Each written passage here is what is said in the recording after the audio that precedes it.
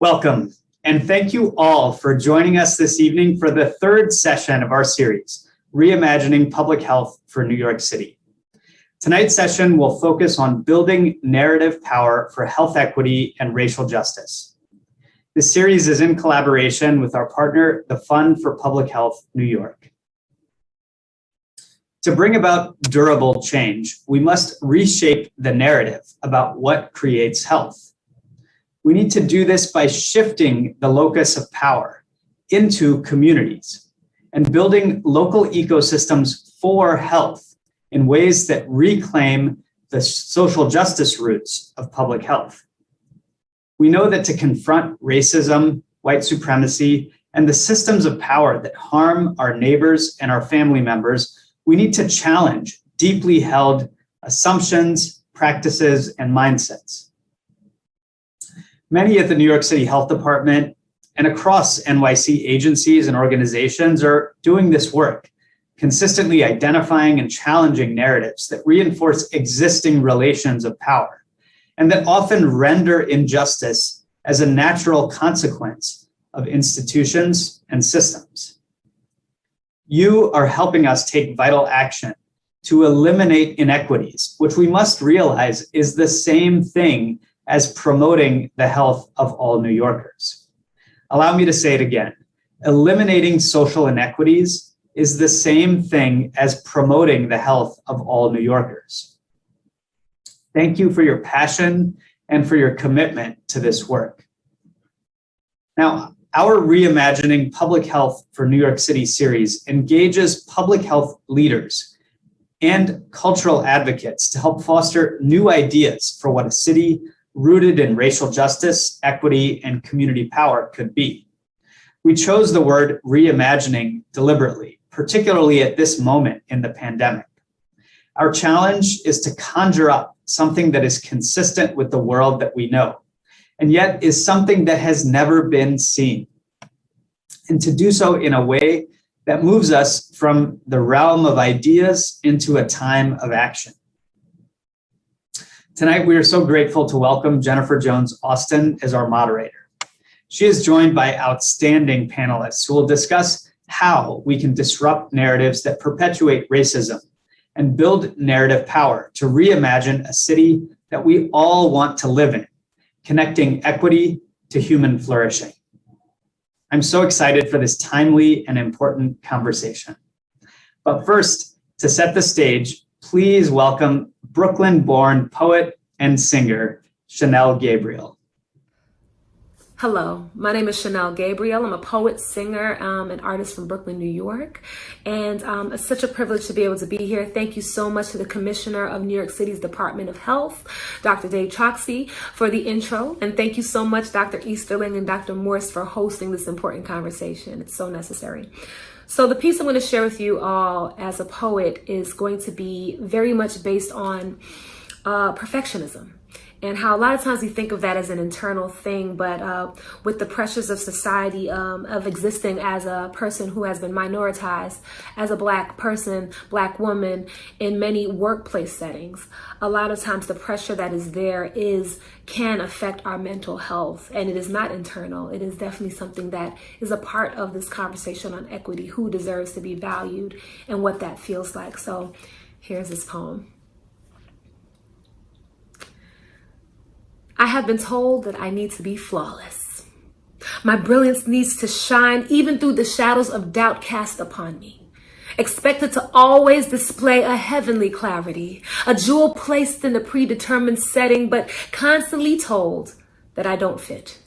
Told that I am a counterfeit. Treat me like my diamond cannot chip this glass ceiling, that there is no shine able to qualify me for what I spent years of school and experience to be. I am to solve puzzles with pieces missing, break day along with parts of my spirit till the tasks of 3 job titles are complete. There is no tolerance for less than 24/7. Vacation days are luxuries I cannot afford to take. I plan necessary surgeries around company schedules, scared to call out when I'm sick because they'll find something that I've missed. And while they dangle pink slips on wrists as if I should know that I can be easily cut, that I am a jewel placed in an oppressive setting, told I should be happy with my chains, told I am lucky to be the only soul black woman, which makes me question if everyone believes I'm here to hit quotas for diversity, the stress of my silent suffering, the quiet rage, the hurt of never being enough weighs heavy on my brain. Am I wrong? Am I wrong to feel like imposter if they have imposed these insecurities on me? Not a syndrome, but a symptom of the way I'm treated continuously, fighting to push back against the people doubting my brilliance and abilities while simultaneously praising mediocrity with no one seeing.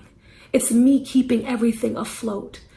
Anyone ever question how racial tokenization, whitewashing, constant self-polishing wears away at the soul can affect us mentally?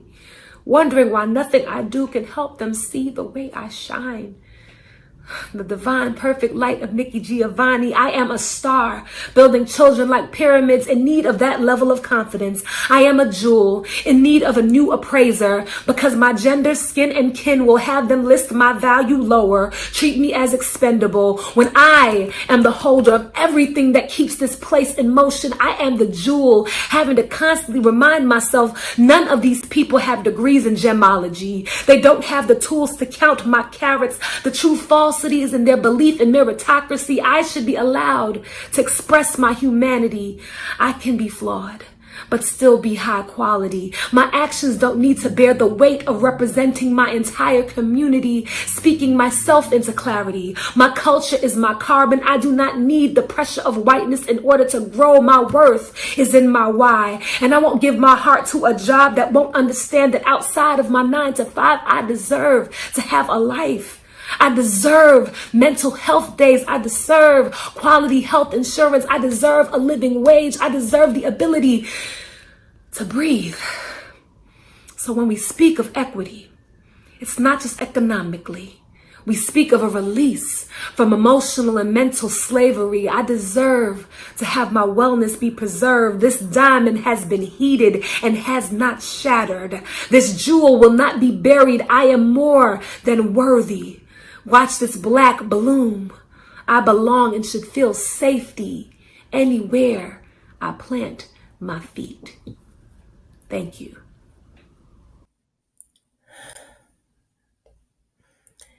Thank you, Chanel. Thank you for sharing your talent and grounding us in this space this evening.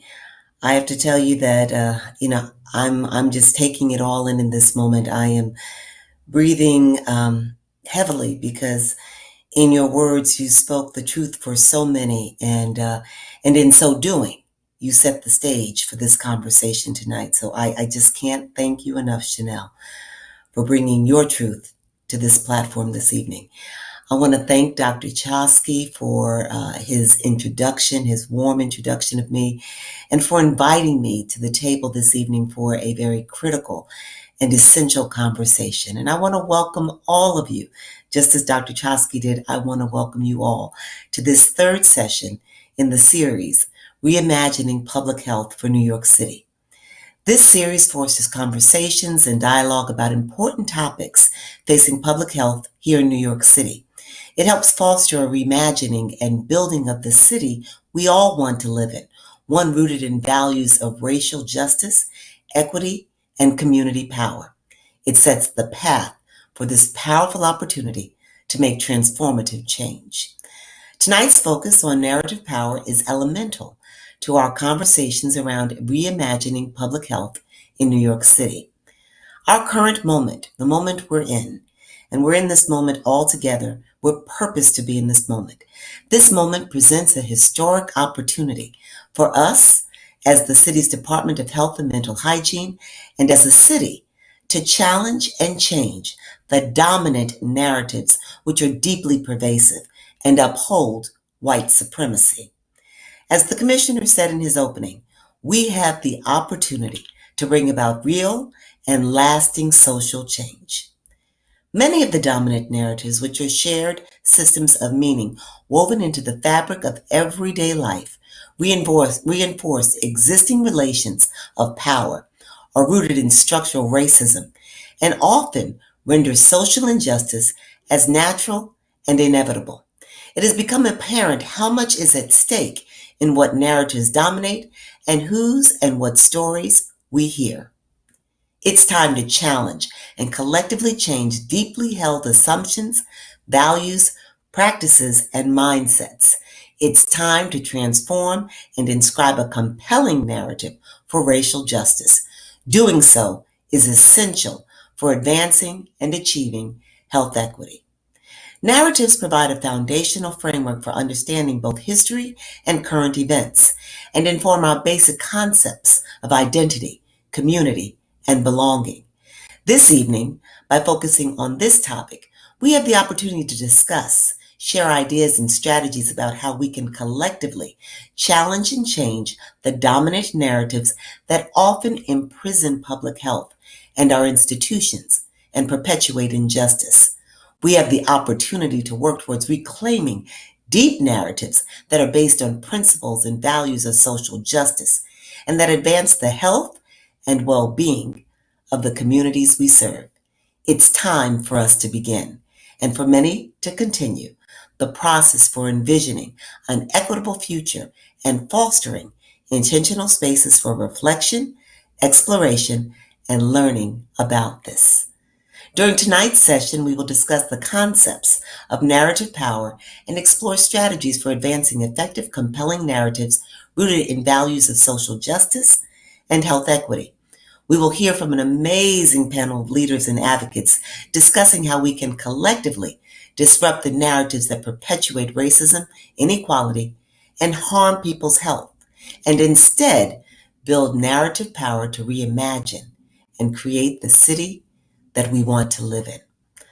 Our panelists this evening are Amity Pei, Interim Director of Storytelling and Marketing and Senior Director of Communications at Color of Change. T. Morgan Dixon, CEO of Girl Trek, the largest health movement in America for Black women. Carla Conejo Villavicencio, author of the prized and acclaimed book, The Undocumented American.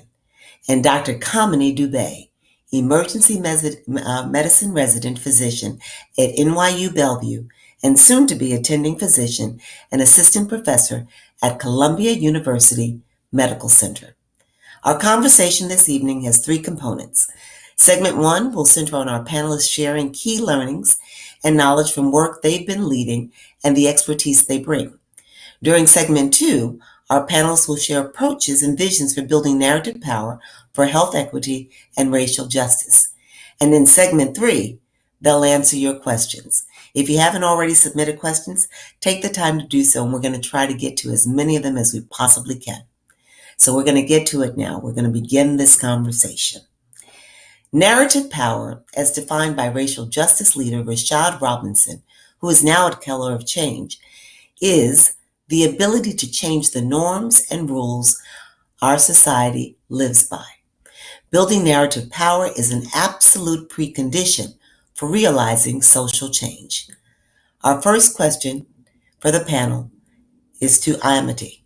Amity, given all of the work that you and Color of Change have been doing around narrative power, would you elaborate on the importance of narrative power and shifting cultural consciousness, especially in the moment that we're living now?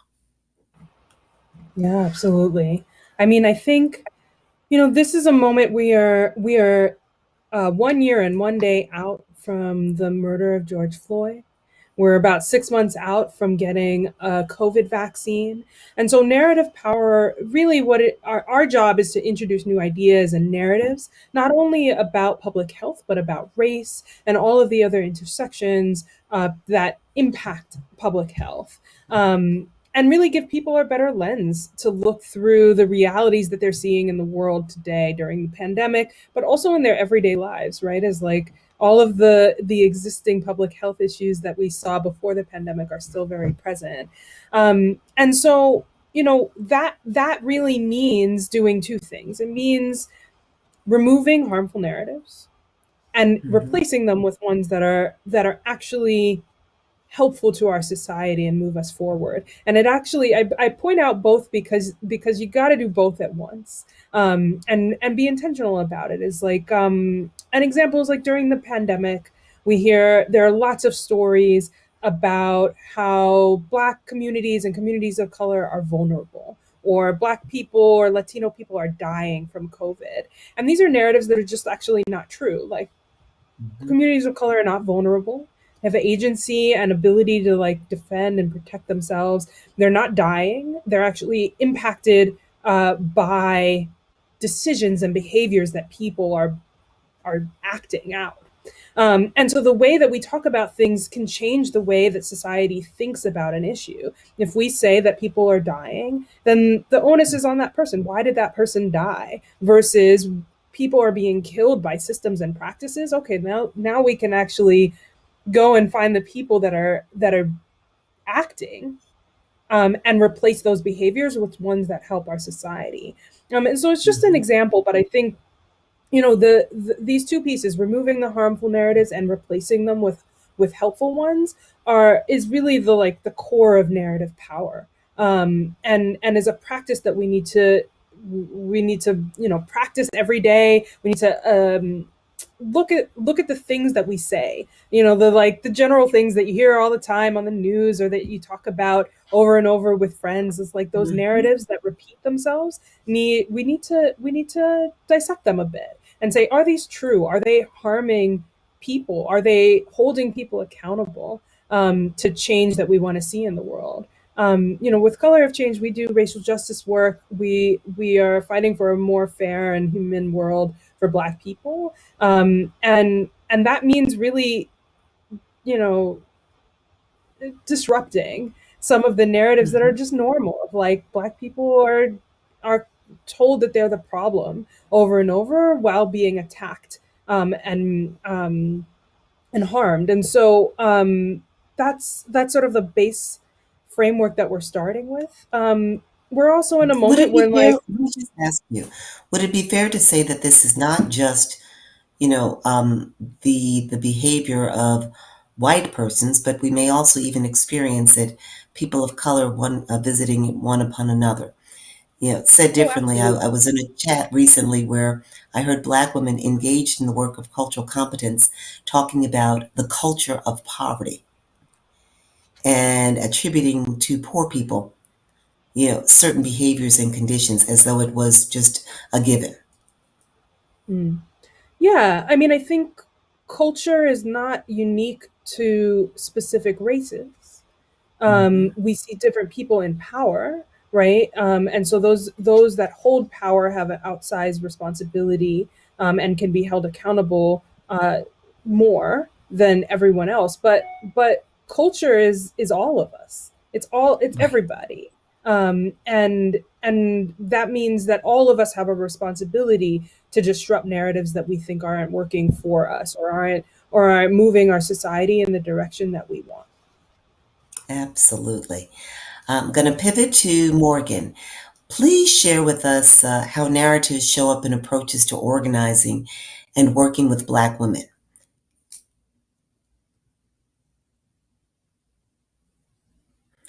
I don't know if we can hear you. Got a little problem with your audio. Let's see what we can do. Yeah, is that better? Got you now. Good deal. Thank you for having me. How are you tonight? I'm good because I'm with you all. Oh, that's really kind. Yeah. The question is, how do we use stories and macro stories and power narratives in order to motivate people in movement building? Is that what you're looking for? Is that the question? I'm asking specifically about your work with Black women. How are you working with Black women? How that shows up in your approaches to organizing and working with Black women. Sure. So my name's Morgan, and I'm one of the co-founders of a powerful movement called Girl Trek, which is now over 1 million women, Black women, who have taken to the streets of their neighborhoods to walk for better health, to walk to reconnect with one another, and to walk to reclaim the streets of their neighborhoods. And it has been a powerful movement to be a part of. It has been exciting. It's been humbling, sometimes infuriating. When a million Black women walking together and collectively organizing still doesn't feel powerful enough. All in, we are super excited to start to think about eliminating every single system that comes to kill, steal, and destroy together collectively. And so that began with telling ourselves we were worthy enough, right? For 30 minutes to go outside and take a walk. And that, it's not a super sophisticated answer around macro narratives or power narratives or anything like that, but it's insidious. The things we tell ourselves about our worth matter. And so I like to think about stories in two ways. Stories we tell ourselves and the stories we tell one another. The stories we tell ourselves are imperative when we start to think about behavior change. So for me, I had to tell myself I was more than the labor I provided to other people. And that if I took 30 minutes away from my computer, away from my job, away from my achievement, I wouldn't be 30 minutes less worthy, that I would actually be much healthier. We know that walking is the single most powerful thing you can do for your health, and 30 minutes a day is what everybody recommends. We were no experts when we started this a million women ago, but it has healed people, right? And it's mostly taking the time, getting outside, getting the sunshine, connecting with your neighbors, walking at the speed of life again, and slowing down.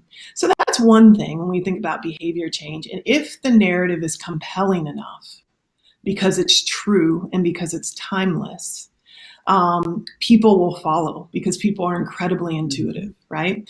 And so that's what we figured out at first. We were no experts. We didn't even have a bullhorn. We were literally two friends, Vanessa and I, on social media, who decided to tell the truth about our own lives. We decided to tell the truth about our own sense of unworthiness, about the dysfunction generationally in our families, about our frustration levels, about all sorts of things. And when we started feeling better, we started telling the truth about that. And all of our friends were like, well, let me be down. Like, what we do? What are we going to do? And so we said, all right, let's do a walking challenge for 10 weeks. We started super small. And then I think we also think about the narrative we tell others, which really does manifest in systems, right? So we tell others that Black men are frightening or dangerous, or we tell others that, there are greater priorities in the Middle East than there are in Flint, Michigan, right? Or that it's our job to be on the front lines of danger. We tell each other stories, which then result into policies. They result into systems like, the prison industrial complex. They are codified into systems. So part of what Girl Trek also does now that we've reached 1 million is we tell stories about seismic systems change and what that would look like if 1 million women stood behind it around a justice agenda. So that's what we're doing now, and that's what movement building looks like. And we learned that from our foremothers, how to do that. So I really appreciate this. Now tell me, you also are working with a framework, an act of that when you engage in this work and when you engage in caring for self or taking care of self, it's an act of self-preservation, not self-care. Tell me a little bit about that, because so many people say self-care, you got to engage in self-care. So what's the distinction to be drawn? Yeah, well, first of all, we need all of the above. We need self-care, self-preservation, self-love, all of the above. And we certainly did not invent this. I mean, there's a whole catalog of womanist theology and liberation theology for Black women, by Black women that said this, notably by women like Audre Lorde, Bell Hooks, Nikki Giovanni, right? Yes. And so we certainly are standing on the shoulders of women who taught us well, who taught us how not to fall for the banana. Yeah, so we know that this is not about bubble baths. We know this is about systems of labor and control and oppression and supremacy and cultural annihilation that has been intentional for exploitation, right? We know that. We understand that the fact that we are disproportionately impoverished in this country, that we are dying twice as high from maternal deaths, all of the statistics that everyone watching knows and is exhausted by. We know those things were built, right? They didn't just happen. They're not because Black people are inadequate or lazy or anything like that. this is intentional, right? So we know that. Right. And so one of the things one of the stories we have to tell ourselves is that we have to be relentless about the years. And that, we talk about Harriet Tubman a lot in Girl Trek, and we say, never ask permission to save your own life. And if that is the ethos, that we're not asking to save our own lives, then we better garner the power to be able to solve what seem like intractable problems, right? Yes. And stop waiting for and asking for systems that were built to destroy us to then save us. And so that means working with people who you might not agree with. It means working to change policy. It means working to procure federal dollars. So it doesn't necessarily just burn and tear down or anything like that, but it means advocating fearlessly and flawlessly for the liberation of your people and the healing of your people. And so that's what Girl Trek hopes to do. And has the work been made more difficult in this COVID moment? Has it been more challenging? Given how... Yeah, it's a good question. It depends on what work we're talking about. If we're talking about the work of healing ourselves, I would say no. It actually has been a heightened awareness around healing ourselves. It has been a tuning in, a slowing down, a turning down the noise in a way that I really want us to acknowledge, and to not then pick up the habits that we had in our lifestyles that were destroying us and dimming our lights, right? So I think, so in that regard, COVID has been a moment of reflection and reckoning for the world. And I want to take that pause and that breath together. I do. And I want to do power differently when we go outside our front doors this time. We've had the time to rest and to think. We've lost soldiers on the field, nurses, postal workers, people who made our world go round while we sheltered. And now it is time to go back out into the streets and to bring all of the beauty and energy that we have and have been planning for. So in that moment of opportunity, I'm grateful. I do believe that COVID slowed down some of the progress of social justice. I think there was some momentum happening in the streets, and so I am personally committed to not lose that momentum now that the streets are back open. Wish I had more time right now to break that down a little bit more. Maybe we can find some time on the tail end, because I want to learn more about that. I want to turn to Carla. And, Carla, your work, your writing has been lauded and applauded by many people, including our former President, Barack Obama. I want to hear from you how your writing and the advocacy that you're doing disrupts dominant narratives of Latino communities and people who are undocumented.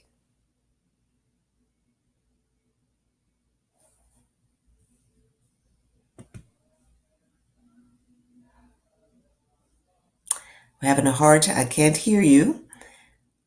Let's see. You know what? I'm a little out of practice with doing events, so I've been talking on mute, and it's so embarrassing. All good. I say all the time, that's the new tagline. Like, we can't hear you. We can't hear you. Unmute yourself. But you're muted. You're good to go. I'm a millennial, though. You know what I mean? I should not be doing this. I did a couple of things consciously, and then I did some things unconsciously. Consciously, I knew that there were I knew how the publishing industry worked, and I knew how Hollywood worked, and I know what kind of stories sell about Latinos, and I didn't want to do that. First of all, it's boring. Second of all, I think I'm a good writer. I think I could not be capable of writing like cliched stereotypes if I tried, partly because I'm a good person, and I think how do I stereotype people that I know very well from my neighborhood and my family? I would have to be borrowing from white dominant narratives in order to do that, and people do that. A lot of literature that is about immigrants, that is written by immigrants, does borrow from white dominant narratives. So one, I decided I wasn't going to write for a white audience, and that was something I did consciously. Unconsciously, I just fundamentally have like a pathological confidence in myself, and I just decided to trust myself every step of the way, and that happened to go against like what dominant what people in power wanted me to do every step of the way. Following my gut and following what I wanted to do with my art happened to be in direct opposition to what everybody had in mind for me, and continues to happen. What I want for my career is not what people envision for my career, because there's a script, right? If we're talking about narratives, there's a script, and I don't like scripts. Scripts again. If we're talking about sort of like stale pre-written things about race or about gender or about class, they're lazy.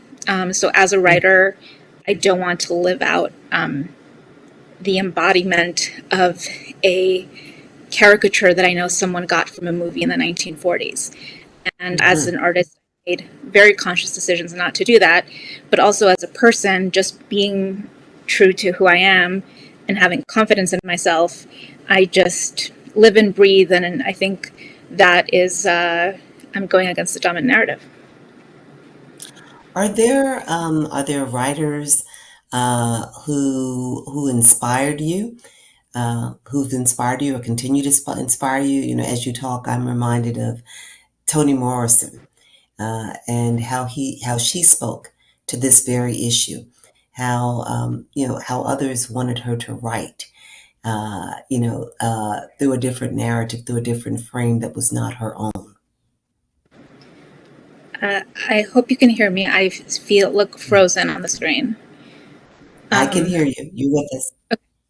I wish the frame was not so unflattering to my face, but yeah, a lot of the writers that I felt inspired by were Black writers, and the Black canon is something that I really looked to, and I think the very solid Asian American canon is something that I looked at as well. It's something that I think about all the time. When I was setting out this book, I carried around James Baldwin's book, The Fire Next Time. And what I thought about all the time was I want to write a book that someone can carry around with them during a time of utter turmoil, the way that I carried his book around like a talisman, but also at the level of the sentence. You can't, it's airtight. It's just airtight. You have to just admire the architecture of the sentence. So, and I was, obviously really inspired by the fact that he felt like his thoughts on being a witness, where he felt like he didn't want to write about some things, or he did not want to position himself in certain ways, but he saw what was happening in America, and he came back from France and he said, I have to pay my dues. And so I felt very similar. I can appreciate that. I'm going to turn to Kamini, and I have to ask you, through your coalition and advocacy work, you've been able to bridge healthcare, public health, and social movements. And what I want to know from you are, what have been some of the key tenets to centering community power in your approach?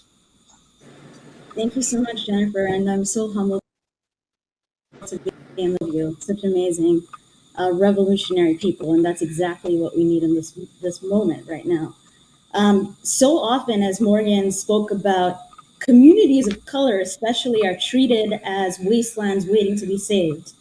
And in the case of academic medicine and the health sector as a whole, often researchers, public health officials, clinicians work with the quote unquote marginalized, bolstering their reputation.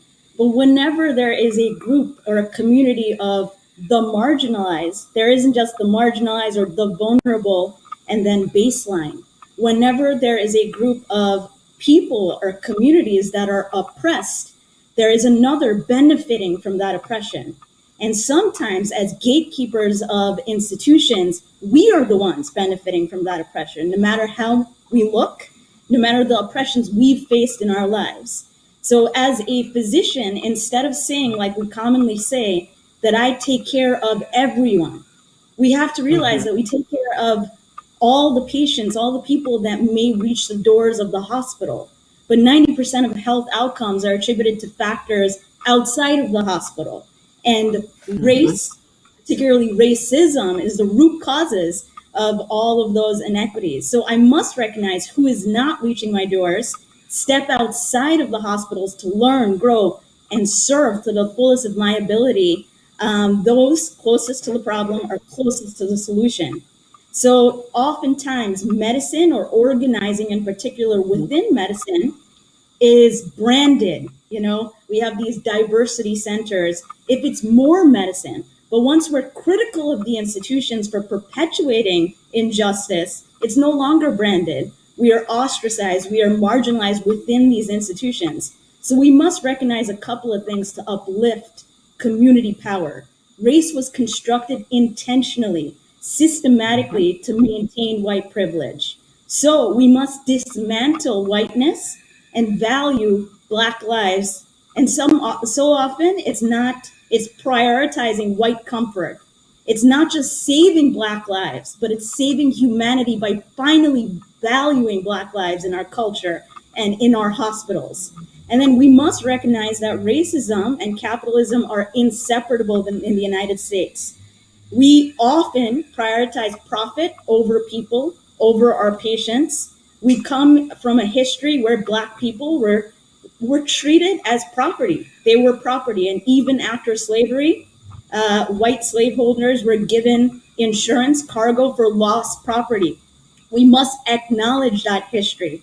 And so often it is left out of our textbooks, it's left out of our curriculum, purposely and systematically. So we must count on communities, generations now passed on stories. That's not evidence-based medicine within the hospital, but that is narrative power, right? Think about the evidence, think about how we approach folks when they're inside the hospital, someone struggling to breathe.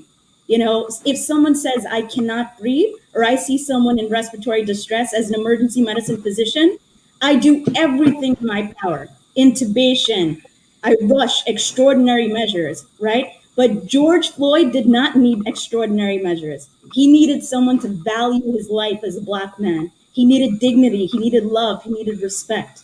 So love is the core of organizing. Love is the core of this collective liberation that we wanted, or that we all achieved, that we all seek to achieve. So I think we need to dismantle whiteness. We need to dismantle capitalism. We need to realize that often the institutions benefit from fragmentation of our solidarity as people. And that love is what binds us all together. I so very much appreciate what you've said, and I want to center in specifically just in this moment on the inextricable link that you draw between racism and capitalism. So often in this nation, and especially of late, we talk about the ending, working together to end systemic racism, but we don't bring in capitalism and frankly, even militarism. The weaponizing of systems to, the use of power to keep people who society has sought to marginalize and oppress in a position of submission, if you will. And so I'm just so thankful to you because, again, we often just center on the racism piece, but not these other links that go hand in hand. And if we don't seek to undo them all, we're not really going to get ahead. I'm going to open this up for a group conversation now, where I want you all to talk about the approaches, the visions that you have for building narrative power for health equity and racial justice. And I'm going to open this up with Amity, but I just want you to jump in, and then if others want to add, let's do that. It's going to be a little bit kind of like a rapid fire because we've got about 20 minutes to get in some key conversation, but we're going to do our best. So let's kick it off with Amity, and then if others have to add, please do.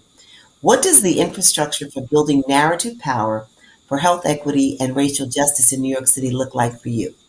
What does it mean to anchor this infrastructure in community power?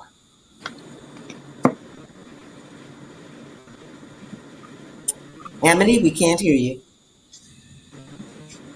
See, each one of us got to do that at least once.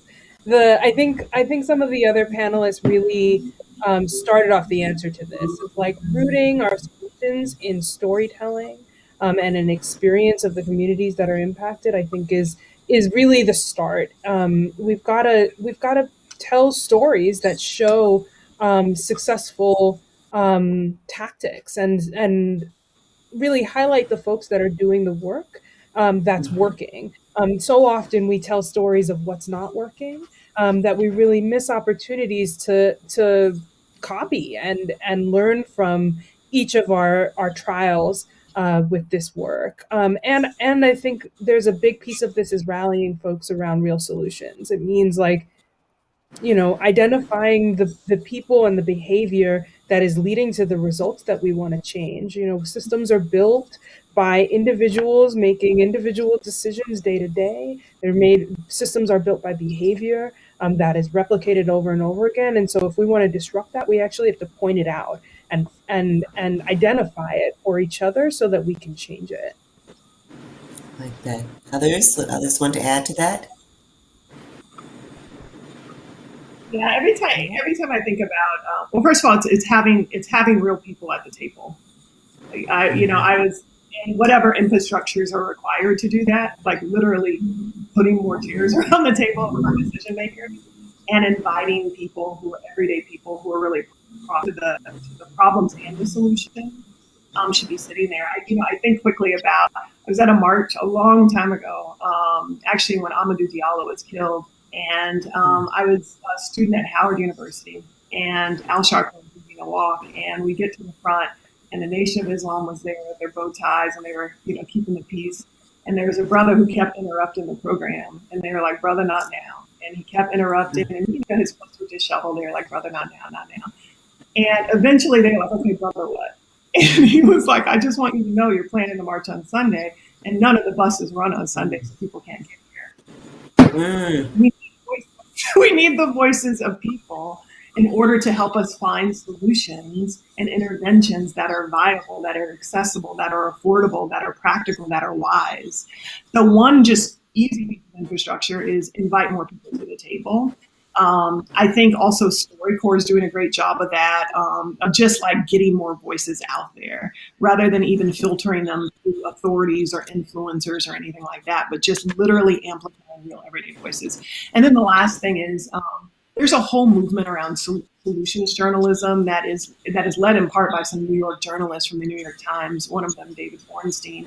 And it really is this notion of finding solutions and amplifying those stories through news media and outlets. New York City is a huge content producer. And so really focusing heavily on solutions journalism, I think, is going to be one of the pieces to this puzzle. Excellent. Carla, share with us ideas about how disrupting particular narratives could advance health equity in Latino communities.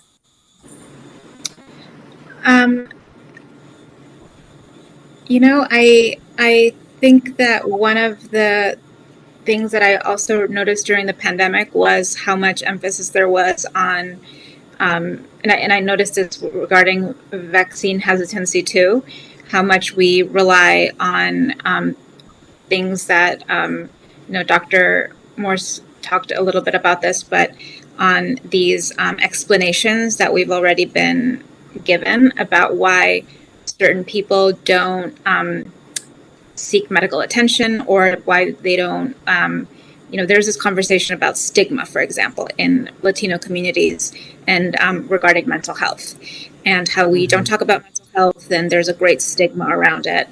And what I've found is that it's the words mental health or it's the words mental illness that we can talk about it without using those words, or we can define them to like people in our communities who are like elders, who are older, who don't have a formal education, who don't have the discourse and the language that we have. So a lot of the people who talk about how the Latino community blankets, don't have a stigma about mental health are people in elite media circles who are not really talking about the poor and the undocumented and people who haven't really had the opportunity to learn about this. And it's like, have you tried? Like, have you tried having these conversations? Because when you talk to people and you say, when you say you have depression and anxiety, they might get defensive. But if you say, you share some of yourself, right?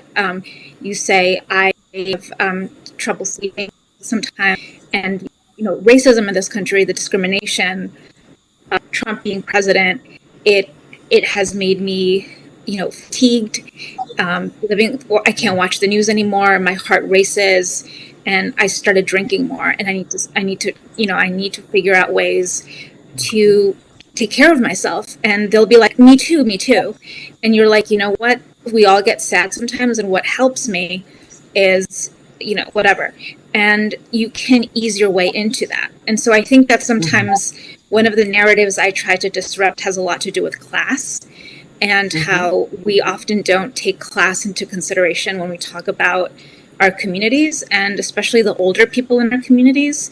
Not everyone has the language that we do, especially if you're college educated. So that's something that I make sure to just make sure that it's accessible. And I'm a great writer, but also my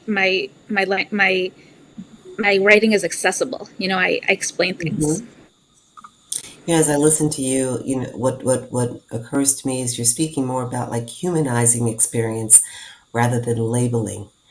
And there's so much of that in this society. Are there other thoughts that people want to share on this particular point? Just, disrupting particular narratives to advance health equity. We've got lots of other ground to cover. Please comment. I just want to bring light to Morgan for a sec. I think all of this work and everyone here, is done with solidarity and building movements, coalition building. In terms of that question, our society is definitely geared towards singular climbing of the ladder, achieving societal measures of success. Morgan said earlier tonight that this movement was started with her and a friend connecting over social media, now building a global movement. And it's all about coalition building. And I truly believe that, institutions that maintain white privilege power and racism really benefit from fragmentation. And it's on us in terms of holding ourselves accountable to bring people in, right? To create a net that truly works instead of networking for our own upliftment, building a net where individuals cannot fall through, listening to that individual that had a practical concern, whether or not buses would be available, to bring in others and grow. And so let me just ask you, Kamini, as I think about what you just shared and helped us to appreciate all the more about Morgan and the work that she and her friend are leading right now, just, coming together and seeing the need and then responding. How have you been harnessing the power of community in your work, especially as people have been impacted by COVID-19? So here, New York City, I work in New York City. New York City is one of the most top 3 segregated, residentially segregated cities in the country. And here, care is segregated. We don't use this term lightly, segregated care, really a multi-tiered health financing system with disproportionately Black and brown patients who are insured by public insurance, seen in safety net hospitals. Some of these patients were discharged in the middle of the pandemic without oxygen tanks, who needed oxygen. Some of them died waiting for ICU beds in underfunded safety net hospitals, while white patients were receiving multiple forms of experimental therapies in specialty centers. So recognizing that, we know that there are a number of hospital closures in communities of color. There were not hospitals, and where hospitals failed, communities were able to mobilize. So our coalition worked with the Red Book Initiative, the Young Men's Initiative, Neon's Neighborhoods, to provide volunteer physicians, medical students, residents, community organizers in communities of color, community power and resilience. So now, while many of my medical colleagues are writing about food pantries, let's recognize that communities have been serving each other with food pantries and not writing about it, but just doing it on a daily basis. They were able to medically screen the most fragile, at-risk elder members in these communities. So we did not approach communities as, once again, wastelands waiting to be served, but we saw unmet needs and made ourselves available. I like it. I like it. Morgan, tell us how we can create more spaces of transformative change. How do we, like essentially engage with people and help them to imagine a more just world? How do we create these spaces of transformative change? Mm-hmm. When you say we, who are you talking about? New York City, or are you talking about who are you talking about? Because I think the answer is different. We're talking like New York City, the Department of Health and Mental Hygiene, people who want to engage in this work, who see the need. So it's a society on the whole, but then leaning I think the budget of the New York City Health Department has to prioritize community engagement, and I think it has to pay workers to do really vital jobs. So when we're talking about movement building, movements are built also on the labor of volunteers. And so one of the things that Girl Trek is doing is also creating workforce development and thinking about how do we professionalize the things that are necessary. So for example, the good doctor was just talking about movement building at large and then disparities within hospitals. You know, if you Vanessa and I, my friend who started Girl Trek and I, we gave a TED Talk. It was a great honor in our lives. And one of the things we talked about, this was a few years ago, was what would happen if there were groups of women walking down the street when young men like Trayvon Martin were killed, right? What would have happened? That is the power of movement, is bringing people into the room, bringing people onto the block.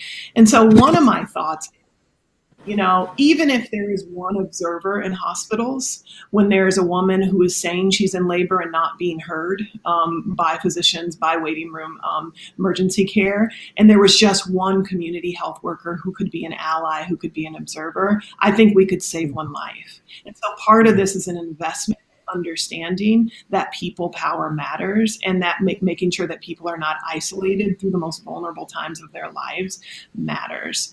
And it's not efficient, and it won't be life-saving efficient, but it's vital. It's vital. And so I think that's one thing that we would certainly love to partner with to do, is to source talent and to fill the roles. So whether it's writing walking prescriptions and having some of our members come to the clinics to lead people who are really struggling with diabetes or depression and loneliness and isolation, and lead walks from the doors, or if it's people who are coming in as waiting room observers for, or if it's doulas who are coming in, or if it's end of life doulas. I think that we have to look at the research and understand how to increase life expectancy for those who are most vulnerable.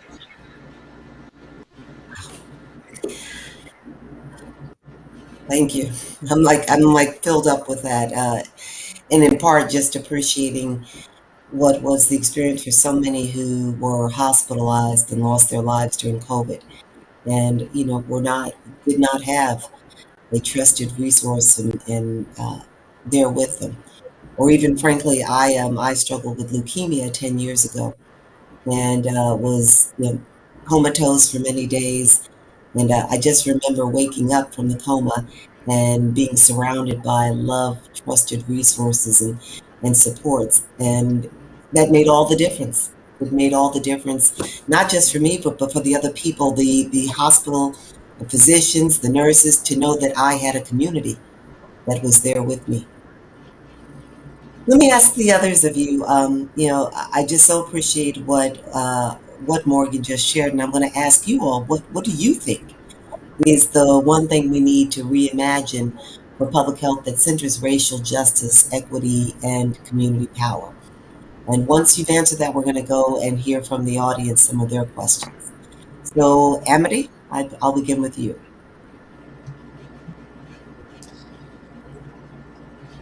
I think that there's a piece here where we need budgets that reflect our values. You know, budgets are moral statements, Indeed. and so often they are treated like just dollars on a page, when actually they impact the way that health is distributed, and it impacts the way we respond to communities that are in crisis. And so, yeah, that would be one of the places that I would want to see some focus. Most important. Carla? Let me try to tackle just one of those. What were the different areas you mentioned? Racial justice, equity, community power. What's the one thing that we need to reimagine for public health that centers on racial justice, on equity, community power? I believe in coalition building, and I think that the organizers on the ground who understand that communities of color have a lot in common, especially in regards to the way that we have been victimized by capitalism. I think that there is enormous opportunities for growth in that area, especially in New York. I, really see a disconnect between what I think the media talks about and what I see among my organizer friends who do organize communities of Latino workers and Latino people, and also among in various immigrant communities, Asian communities too, where there is such a discussion of LGBTQ rights, and also discussion of anti-racism, and I just hope that there is more communication among the different different sort of national groups that that fund and that oversee some of these smaller grassroots organizations, because they really are doing the heavy work in the communities. Absolutely. And in this moment, I'm hearkening back to Amity's words and appreciating that so little foundation funding goes to support structural change. We need to change that. Philanthropically speaking, there's not enough dollars that are funding real change, structural change in our society. Kamini, do you have any thoughts that you want to add? And then we're going to go to Q&A. I think, my answer to that question is simple. I really think love is the answer. One of my greatest role models is my mom.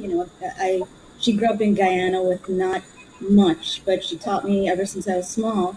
There is divinity in every single human being, and it really every single encounter makes a difference. Over the past couple of years, I've been practicing street medicine, and a man I've gotten really close to has lived on the street for much of his adult life. We're so close to finding him housing together, and he stores his stuff in my apartment, and we've just had conversations. And a lot of times we do all this advanced technology within medicine, but one of the simplest things he ever said to me is, "Come, love saved my life, and you loved me, and that's all that ever mattered." And to me, I think love must be the starting point for any kind of meaningful change. Indeed, so well said. Let's take some questions from the audience. A couple of people have asked the question of what they can do as just members of their own communities to promote health equity. Suggestions that you might have for people getting involved and doing their part to promote health equity. think this is more of a, I may not be a leader, but, or I may not see myself as a leader. What can I do? How can I engage? I think one really important thing is when you find a problem to advocate not just for charity or making things Mm-hmm. tolerable, but actually to advocate for changes that fix the problems, like actual justice. Is it takes some thinking through sometimes. It was like, problems are thrown at us all the time, like this is wrong, that is wrong, but just like taking a minute and thinking through like what is the heart of this issue can really mean that you have more narrative power when you're suggesting solutions. Mm-hmm. Yeah. I get asked a Emma, lot, sorry. I get asked a no, lot please. what people can do after they read my book, and they're like, "How can I help?" And I'm like, "Well, know who you are and what is within your realm. Like if you're a lawyer, you can help in one way. If you have a lot of Mm-hmm. money, donate it. Not everyone can help in the same ways. And something that people don't sort of understand is when they read something about like kids in cages or something, they really want to help the kids in cages, but they don't understand the way everything is connected and the way that like um, Mm-hmm.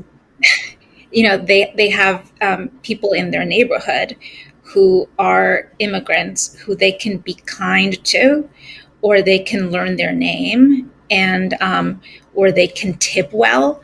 Make sure you tip at least 20%, and somehow that feels less savory than trying to help the kids in cages. So people don't think that that's something that they can do and like work on, or like be nice to Uber drivers, and Mm-hmm. make sure that make sure you leave.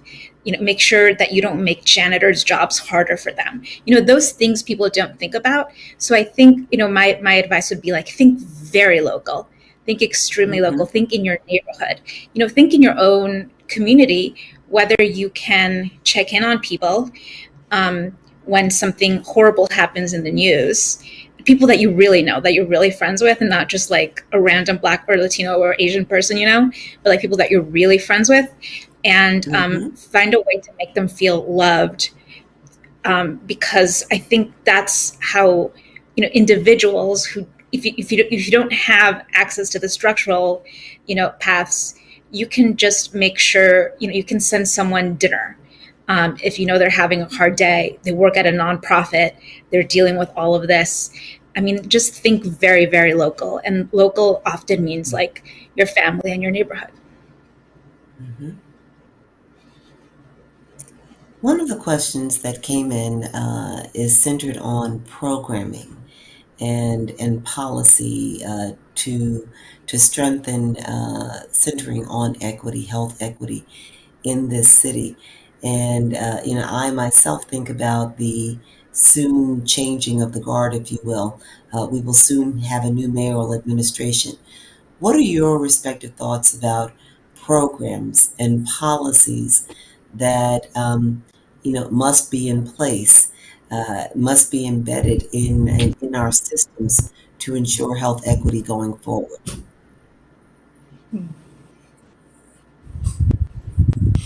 Can you all hear me? I was having some technical issues. You're okay? Yes. Can you all hear Any thoughts on me? that? Yes, thank God. I do. And I wanted to actually go back to the folks who asked how I can help. I think it's the most important question.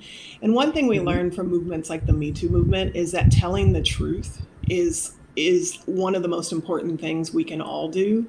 I was so inspired by your story about leukemia, and I actually think that health equity is so pervasive, but because there's a level of shame around, the fact that we can't pay our dental bill, or that, that we were treated poorly when we tried to get an abortion, or that we were, that we were lost in the hospital because, we're suffering from, Alzheimer's, or, whatever it is. I actually think that individuals telling the truth to their families, and if you are so brave, your greater community, and if you're even braver on social media, starts to create a fabric by which we can then have data points to talk about these things with people we really care about and know. So that's just one way I think we can all help, is to start to tell the truth about our own stories, because it's not far off people. And then in answer to your question around policy,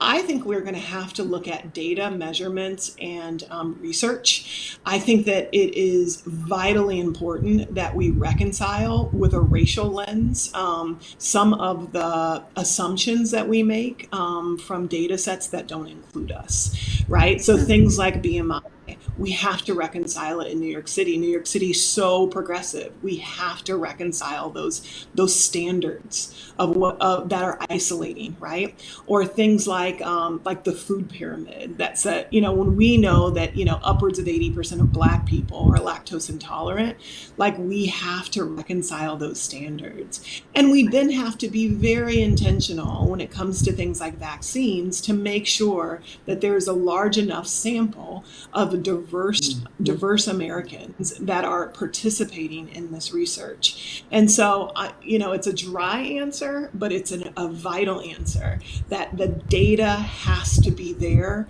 before we treat. We have to have kind of critical race theory in medicine. You know what I mean? So, that it's something to consider. Yeah.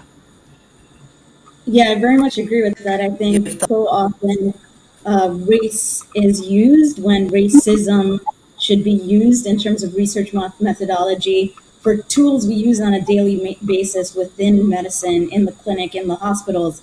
But also when there is publicly accessible data, in terms of the inequities, we do not need more studies showing disparities. We do not need more studies that show that hospitals that are private are pocketing funds for taking care of patients with Medicaid when they do not, when they send those patients to safety net hospitals. But how do we then transform all of that awareness into policy that can actually hold these institutions accountable? How could we hold our state DOH, our city DOH accountable to then hold these institutions like NYU, Mount Sinai, Montefiore accountable for taking care of patients within communities of color? Part of that is external pressure. Audre Lorde, who was brought up earlier, said the master's tools will not dismantle the master's house. So how do we use tools of organizing to then create policy to hold institutions accountable? And I think all of that is on us. Indeed. Amity, did you want to add anything to this? Actually, you spoke about budget justice earlier, which is so critically important, and I think applies here as well. Yeah, it definitely applies here. I mean, I think I definitely agree with the other panelists. Is like there's a wide range of solutions, but yeah, budgets are definitely one of them. Is like it's not just the big city budgets, but it's actually each line item has impact and can save lives. Absolutely. We are just about out of time, and there's one last question that I want to pose to all of you that was asked by someone in the audience. It centers on mental health, and in many ways, we've been talking about our mental health and well-being. But someone is asking, in this moment, as we think about self-preservation and just continuing to press forward. The question was asked, how do you essentially, how did they put it? How do you stay healthy mentally in this moment? And I'm not sure if they're asking you all individually how you stay mentally healthy, because it means something different for everyone. But why don't you all just tell people how you're staying mentally healthy? Maybe you're not.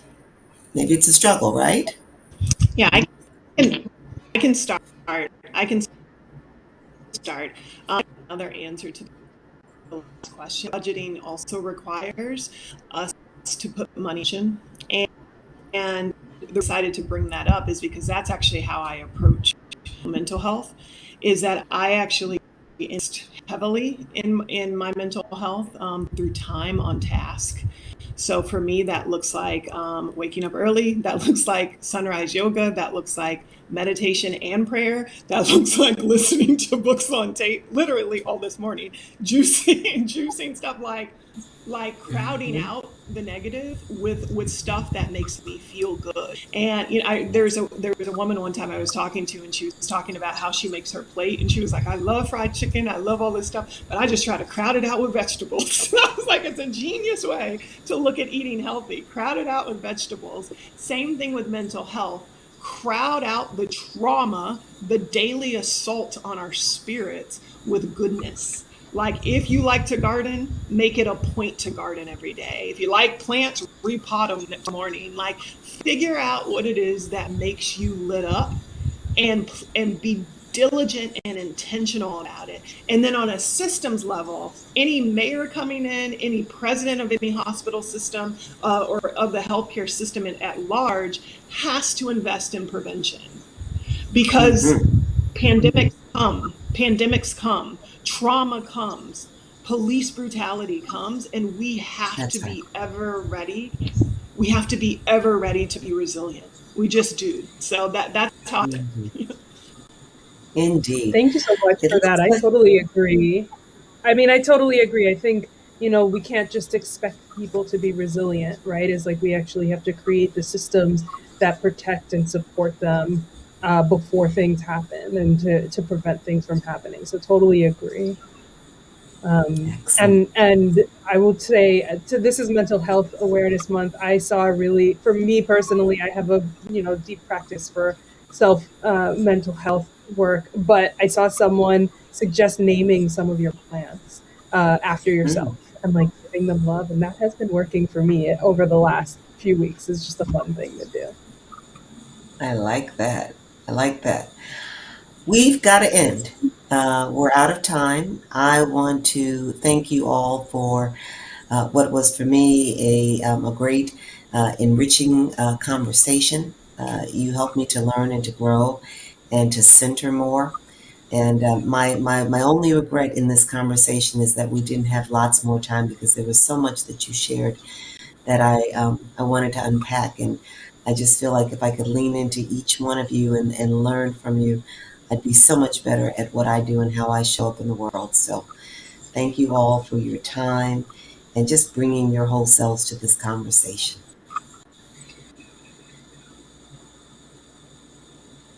Thank you for having us. Yeah, Bye. Thank you so much for being together. All right, Dr. Morris, it's good to have you with us. Thank you for having me. Thank you so much, Jennifer, for facilitating this conversation. And huge thanks to Amity, to Morgan, to Kamini, to Carla, for your incredible comments, for your inspiring words, and more than anything, for the work you do every day. We really appreciate you sharing it through this series and the conversation tonight. But mostly we want to thank you for pushing every day with the work you do.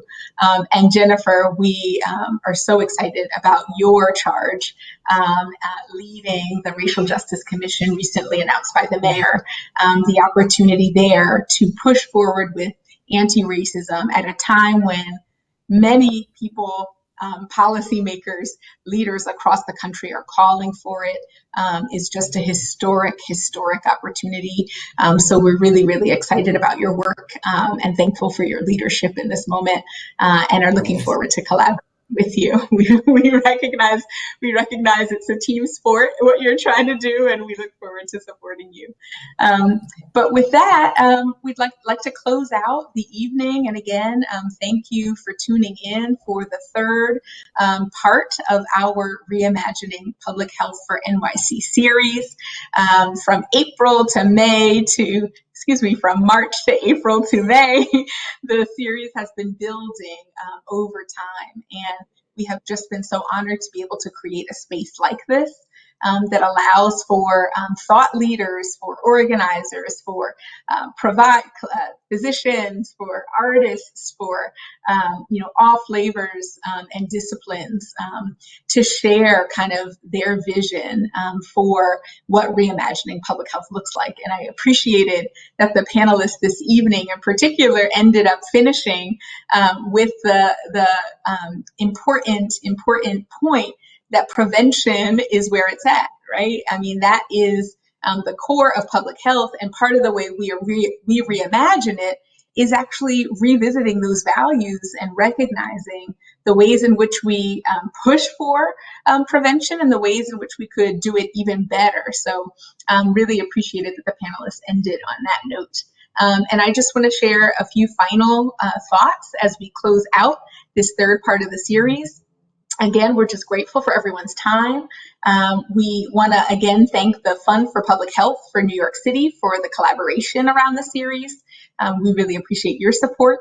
And again, just a reminder that our March, April, and now May sessions in this 4-part series are available on the Health Department's YouTube channel. If you want to revisit them, listen to them again, share them with others, we, of course, would love that. And we hope that these conversations keep new ideas at the forefront about what it looks like to push forward into COVID recovery and, again, to reimagine public health for New York City.